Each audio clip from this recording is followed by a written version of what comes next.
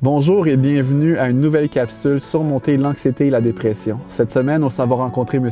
Alain Goulet, qui est président, directeur général et conférencier pour un organisme qui fait de l'écoute, de la prévention au suicide et de l'accompagnement au deuil. Donc, suivez-moi, on s'en va le rencontrer et on va lui poser quelques questions afin qu'on puisse être mieux outillé pour soi-même et aussi pour les gens que l'on aime autour de nous. Donc, restez à l'écoute, on s'en va le rejoindre.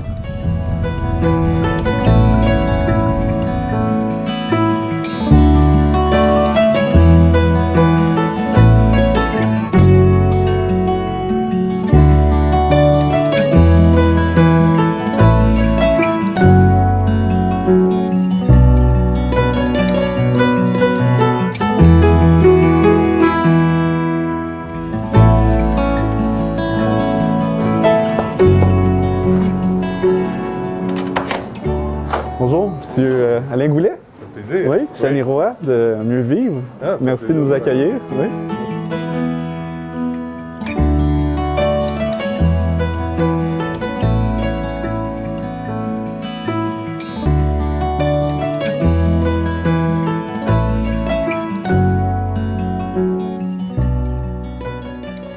Donc, M.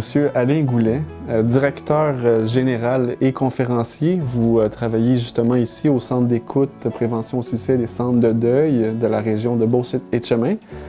Et j'aimerais ça justement vous faire juste une petite mise en contexte parce que nous, on travaille dans le fond à faire des capsules sur le sujet de l'anxiété et la dépression. Puis pour les gens qui peuvent peut-être filer un mauvais coton, ils ne se sentent pas nécessairement bien, mais je sais que vous répondez à toutes sortes de personnes. Les gens qui appellent, c'est pour des raisons, j'imagine, aussi multiples que variées.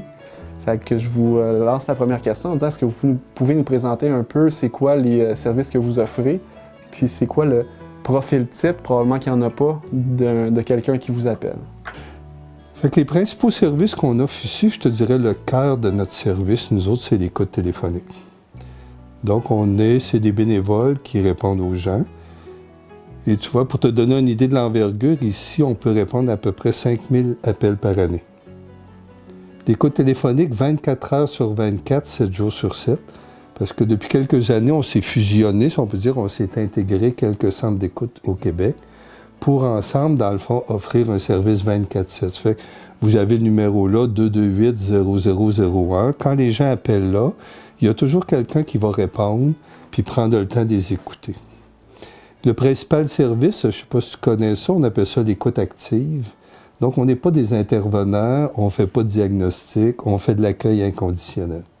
Donc, quand quelqu'un appelle ici, on a comme une grande oreille, une grande écoute à la personne qui appelle. Et notre rôle, c'est vraiment ça. Je te dirais le principal. Les principales problématiques, je te dirais, c'est énormément de solitude, d'isolement. Donc, les gens qui nous appellent ici, donc, on voit que ces gens-là, il y a une grande souffrance au niveau de la solitude, l'isolement.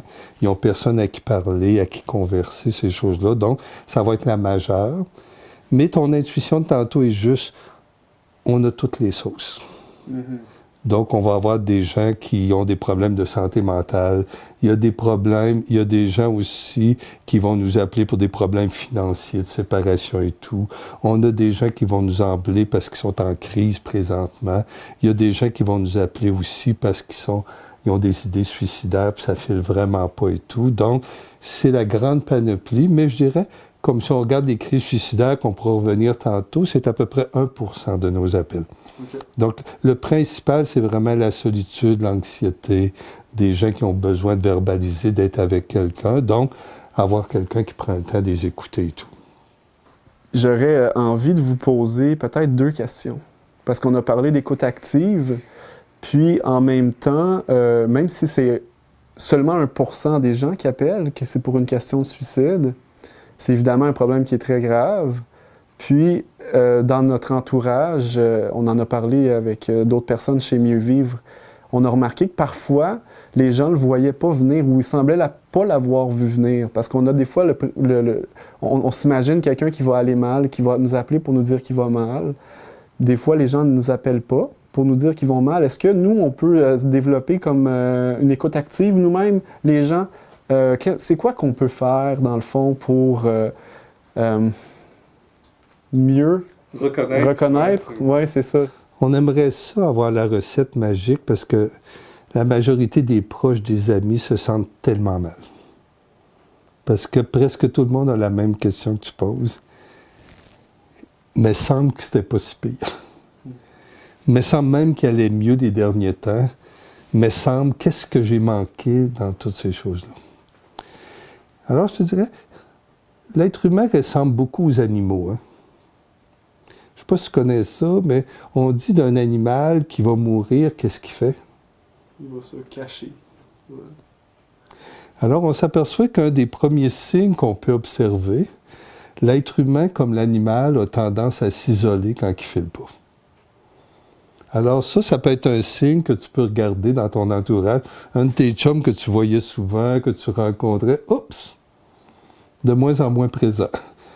Plus difficile à rejoindre. A toujours des excuses pour ne pas te voir, te rencontrer et tout. Fait que je me disais, sur ce côté-là, l'être humain ressemble aux animaux beaucoup, beaucoup, beaucoup. Quand il est blessé profondément, que ça ne va pas, ces choses-là, va avoir tendance à s'isoler. Et en même temps, je dirais, c'est ce qui finit par causer sa perte. Parce qu'il est pris avec son problème.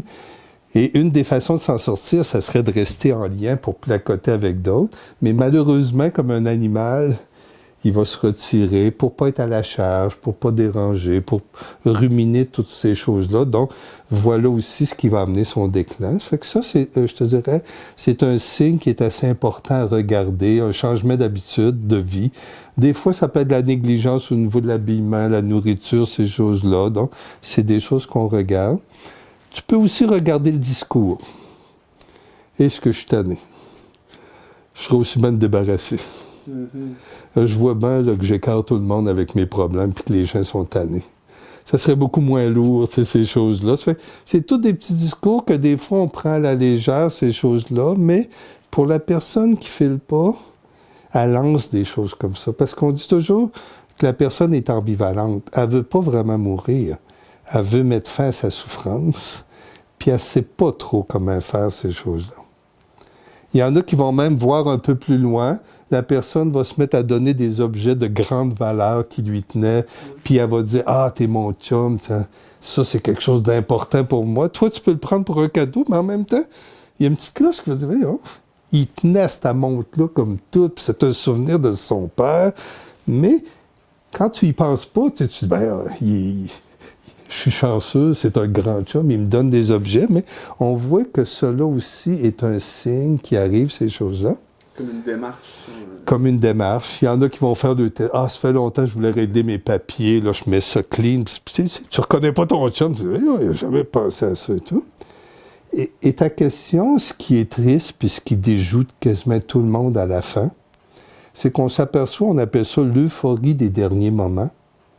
Parce qu'on peut imaginer que cette personne-là souffre depuis 5 ans, 10 ans, 20 ans, et elle ne trouvait pas de solution puis d'alternative. Et là, son cerveau a trouvé une solution, c'est le suicide. Alors, cette personne-là peut devenir euphorique, puis tu la regardes, puis toi, tu te dis « Wow! Enfin, ça va bien. » Elle s'en est sortie. Elle s'en est sortie parce que « Wow! » Il pète le feu, comme on dit, puis ces choses-là. Mais dans le fond, il s'en est sorti dans le sens qu'il a trouvé sa solution. Mm-hmm. C'est pour ça que des fois, ce qu'on conseille aux gens, quand tu vois que quelqu'un ne file pas, là, pose-y donc la question. OK. T'as-tu pensé au suicide? Y penses-tu? Parce qu'on a toute une grande pudeur d'oser ça, parce que les gens disent « Ben, j'y donnerai pas l'idée. » C'est ça, exact. Puis toutes les études disent que tu ne donnes pas l'idée à quelqu'un qui l'a. Mm-hmm. Il l'a déjà. S'il ne l'a pas, tu n'y en donnes pas.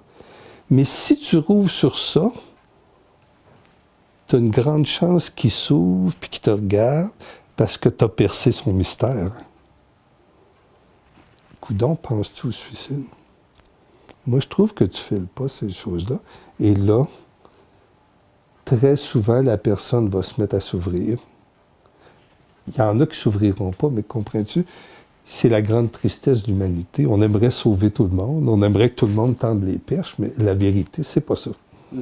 Il y en a pour des raisons, mais ce qui est conseillé dans les interventions, c'est oser. Oser poser la question. Déjà, dans le fond, M. Alain Goulet, quelqu'un qui écoute en ce moment, que ce soit pour lui ou une autre personne, j'aimerais ça vous inviter à peut-être énumérer quelques ressources qui existent. Vous en êtes une ressource ici, puis il y en a probablement d'autres également. Et après avoir nommé ces ressources-là, j'aimerais ça vous demander aussi si vous aviez quelque chose à dire à quelqu'un qui écoute en ce moment la capsule et qu'il se reconnaît dans ce qu'on a dit dans notre conversation, ou il reconnaît quelqu'un de son entourage. Qu'est-ce que vous leur diriez? Puis finalement, si vous avez quelque chose à ajouter qu'on n'a pas dit. Les ressources, moi, je dirais, c'est tous les organismes communautaires, les parents, les amis, dans le fond. Si tu regardes ça, un des grands problèmes des personnes qui souffrent, c'est de s'isoler comme les animaux.